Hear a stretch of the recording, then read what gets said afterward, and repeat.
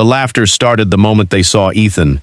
At just 30 years old, the young farmer from rural Iowa was carefully planting broken pieces of potatoes instead of whole seed potatoes.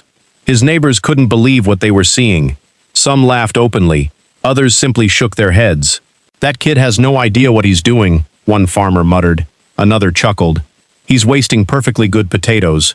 Ethan didn't look up. He kept working, placing each potato piece carefully into the soil, one after another. To everyone watching, it looked like the biggest farming mistake of the year. But 4 months later, those same neighbors would gather at the edge of Ethan's field in complete silence. Because the broken potatoes they had mocked would produce one of the biggest potato harvests the county had seen in years. How could broken potatoes outperform expensive seed potatoes? The answer wasn't luck. It was a farming secret that experienced growers had quietly used for generations, and by the end of this story, you'll understand exactly why it works. If you enjoy stories that preserve timeless farming wisdom while teaching practical techniques you can actually use, subscribe to Farm Lore Secrets. And before we continue, tell us in the comments, what country are you watching from today? We'd love to welcome you to our growing farming community. Ethan wasn't born into a wealthy farming family. His parents owned a small farm that had barely survived years of unpredictable weather, rising fuel costs, and expensive supplies. Growing up, he learned that every dollar mattered. Nothing was wasted. Every tool had a purpose. Every seed was valuable. When Ethan inherited part of his grandfather's land, many people expected him to modernize everything. Instead, he did something unexpected. He spent evenings reading through his grandfather's old farming journals. The pages were worn and stained with dirt. Some entries were more than 50 years old. Inside those notebooks were practical lessons that had been passed from one generation to another.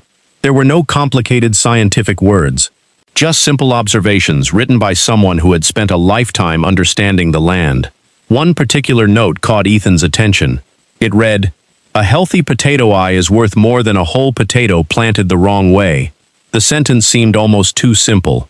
But the more he researched it, the more he realized there was real science behind those words. As spring approached, Ethan made his decision. Instead of buying as many expensive seed potatoes as possible, he would make better use of the healthy potatoes he already had. He selected only firm, disease-free potatoes. He avoided any that felt soft, damaged, or showed signs of rot. Healthy seed always produces healthier plants. Then he washed his knife thoroughly. Clean tools help prevent diseases from spreading between seed pieces. One by one, he carefully cut each potato into several sections. Every piece contained at least one strong eye. Some larger pieces had two. Each cut was made slowly and deliberately. He wasn't creating scraps. He was creating future plants. Across the fence, a pickup truck slowed to a stop. Two neighboring farmers climbed out. They watched for several minutes before one finally laughed. "You're telling me you expect those little chunks to feed a whole field?" The other smiled. "You should have just bought proper seed potatoes." Ethan smiled politely. "I think these are proper seed potatoes." The two men exchanged amused looks before driving away. By sunset, word had spread across the community. People were talking. Some thought Ethan was trying to save money because he couldn't afford enough seed. Others believed he simply didn't know what he was doing. A few even predicted he'd lose the entire crop before summer. None of them knew the next step. And without that step, their doubts might actually have been correct. Ethan didn't plant the freshly cut potatoes immediately. Instead, he spread them across wooden trays inside a cool, shaded shed. There they remained for 2 full days. To anyone walking past, it probably looked like he had forgotten about them. But he hadn't. He was waiting for something important to happen. As the freshly cut surfaces dried, they formed a thin, protective layer. This natural seal helps reduce the risk of bacteria and fungi entering the seed piece after planting. Farmers call this process curing. Skipping this simple step can lead to rot, especially in cool or wet soil. Ethan knew patience at the beginning often leads to success at the end. While others hurried to finish planting, he focused on doing every step correctly. Because farming isn't about finishing first. It's about giving every plant the best possible chance to succeed. As the seed pieces cured, Ethan turned his attention to the field itself, and that decision would prove just as important as the potatoes he was about to plant. The next morning, Ethan stepped into his field just as the first rays of sunlight stretched across the rows. The soil was dark, loose, and full of organic matter. Months earlier, he had worked compost into the ground, knowing healthy soil is the foundation of every successful harvest. Potatoes don't just need water and sunlight, they need room to grow. Loose soil allows the developing tubers to expand freely beneath the surface. Hard, compacted ground can limit growth and produce smaller potatoes. Using a hoe, Ethan opened shallow trenches across the field. He carefully placed each cured potato piece into the soil, with the eye facing upward. That small detail mattered more than most people realized. The eye is where the new shoot emerges. Planting it upward gives the sprout the easiest path toward the sunlight. He spaced each seed piece about 12 inches apart. The rows themselves were nearly 3 feet apart. Proper spacing improves airflow, reduces the spread of disease, and gives each plant enough room to develop a healthy root system. When everything was in place, Ethan gently covered the seed pieces with a few inches of soil. Then he gave the field a deep watering. Not too much, just enough to moisten the soil. Overwatering freshly planted potatoes can encourage rot before the sprouts even have a chance to emerge. For the next 2 weeks, there was nothing to see. The field looked empty. Every morning, neighbors drove past and smiled. Some shook their heads. Others laughed. One afternoon, a farmer stopped his truck near the fence. "You still expecting those broken potatoes to grow?" he asked with a grin. Ethan smiled. "They're not broken anymore." The man frowned. "What do you mean?" "They're becoming plants." The neighbor laughed and drove away. But beneath the soil, something remarkable was already happening. Tiny roots were pushing into the earth. The potato eyes were waking up. Each one was beginning the process of forming a brand new plant. Nature doesn't work on our schedule. It works on its own. And sometimes, the most important changes happen where no one can see them. Nearly 3 weeks after planting, the first green shoots finally appeared. Small, bright, full of life. Ethan wasn't surprised. He had expected them, but his neighbors weren't expecting what they saw next. Almost every row was sprouting evenly. The field looked healthy, strong, organized. The jokes began to fade. Instead of laughing, people started slowing down as they drove past. Some even stopped to take a closer look. One older farmer crossed the fence and knelt beside one of the young plants. He examined the leaves carefully. "They actually look healthy," he admitted. Ethan nodded. "They are." The farmer stood up. "I thought cutting the potatoes would weaken them." Ethan smiled. "A healthy potato doesn't waste energy feeding an entire tuber. It sends its energy into the eye. And that's all the new plant really needs." The older farmer scratched his head. "I never thought about it that way." As the days passed, the plants grew taller. Their leaves became darker. The stems thickened. Soon, Ethan began another important job. He used his hoe to pull loose soil around the base of each plant. This farming practice is called hilling. It's one of the most effective ways to increase potato production. As potato plants grow, they develop new tubers along the underground stems. Adding more soil around those stems gives the plant extra space to produce additional potatoes. Hilling also protects developing potatoes from sunlight. When potatoes are exposed to light, they turn green. Green potatoes contain higher levels of solanine, a natural toxin that makes them unsafe to eat in large amounts. Many first-time gardeners lose part of their harvest simply because they forget this step. Ethan wasn't about to make that mistake. A few neighbors watched him from across the road. "There he goes again," one joked. "Now he's burying healthy plants." Another laughed. "They survived being chopped up, and now he's trying to cover them." Ethan simply kept working. He had learned something from his grandfather's journals. Sometimes the right farming practices look completely wrong to people who've never taken the time to understand them. Weeks passed. The potato plants stretched nearly knee-high. Rich green leaves covered the field like a thick blanket. Soon, small white flowers began appearing across the rows. Many people think those flowers become potatoes. But that's not what happens. The real harvest is forming underground. While everyone admires the flowers above the surface, dozens of potatoes are quietly growing beneath their feet. It's one of nature's greatest hidden miracles. Every evening, Ethan walked through the rows, checking each plant. He removed weeds before they could steal water and nutrients. He watered deeply during dry periods, but avoided soaking the soil every day. Potatoes prefer consistent moisture. not constantly wet conditions.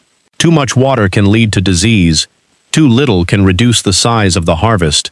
Finding the right balance takes observation more than guesswork. By midsummer, something unexpected had happened. The neighbors who once laughed the loudest were now the ones visiting most often, not to make jokes, but to ask questions. And the biggest lesson of all was still hidden beneath the soil. One cool September morning, Ethan noticed the first signs that harvest season was approaching. The once vibrant green leaves had started turning yellow. The strong stems that had stood proudly all summer were beginning to dry.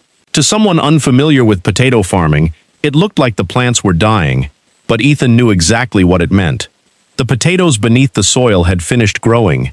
Now they were developing thicker skins, preparing themselves for harvest and long-term storage. Many beginner gardeners make one costly mistake at this stage. They harvest too early. Pulling potatoes from the ground before the skins have matured can leave them bruised, damaged, and difficult to store. Ethan refused to rush the process. He waited another 2 weeks.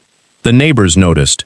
One of them walked over and asked, "Your plants are dying. Aren't you worried?" Ethan smiled. "I'm waiting." "Waiting for what?" "For the potatoes to finish their job."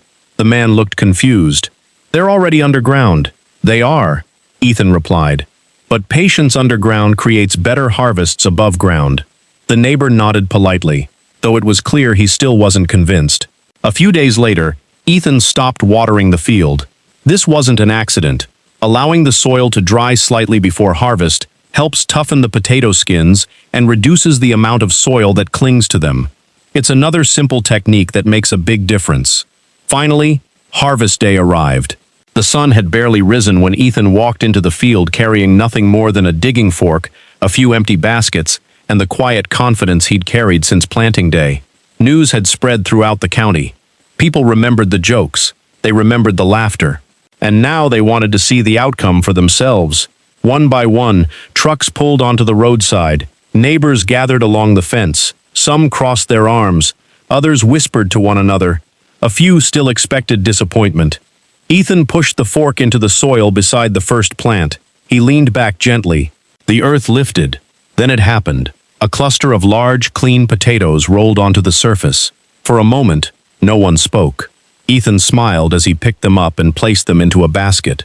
Then he moved to the next plant. Again, the soil opened. Again, another impressive cluster appeared. Then another. And another. Every plant seemed to produce more potatoes than the last. The baskets filled quickly. Soon, Ethan had to bring over more containers. The silence among the crowd grew heavier. One farmer removed his cap and stared at the field. Another slowly walked closer, unable to believe what he was seeing. "This doesn't make any sense," someone whispered. "I thought he planted scraps." Ethan overheard the comment. Without looking up, he smiled. "I planted healthy seed pieces. There's a difference." The crowd watched as basket after basket filled with smooth, golden potatoes. Some were nearly the size of footballs. Others fit perfectly in the palm of a hand. Very few showed signs of disease. Almost none had been damaged during harvest. The crop was clean, healthy, uniform, exactly what every farmer hopes to see. Finally, one of the men who had laughed the loudest stepped forward. "I've got to ask," he said. "What fertilizer did you use?" Ethan shook his head. "Nothing unusual." "Was it some special potato variety?" Again, Ethan smiled. "No." The man looked completely puzzled. "Then how did you do this?"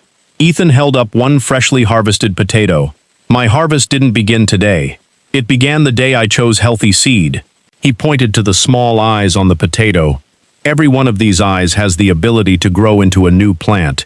When you understand how potatoes naturally reproduce, you stop seeing broken potatoes. You start seeing opportunity." The crowd listened carefully. No one interrupted. "You don't need expensive tricks," Ethan continued. "You need healthy seed pieces. You need to let them cure before planting.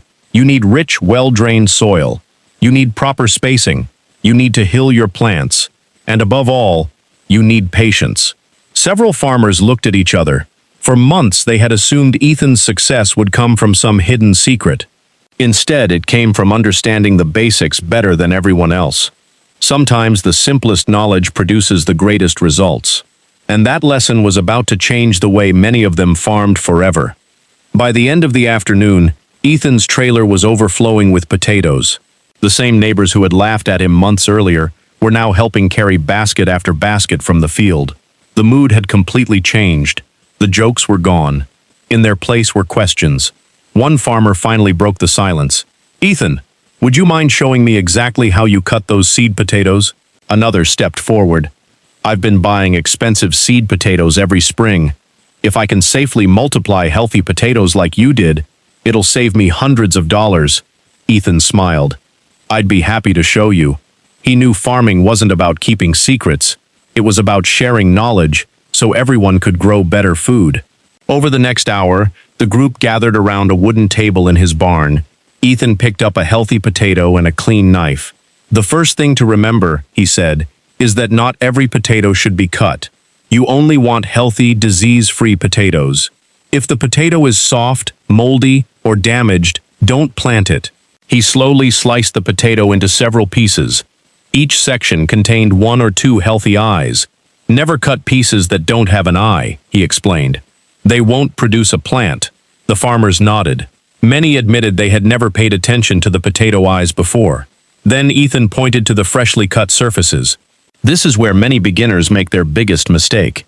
They cut the potatoes and plant them immediately. I always let mine cure for 1 to 2 days.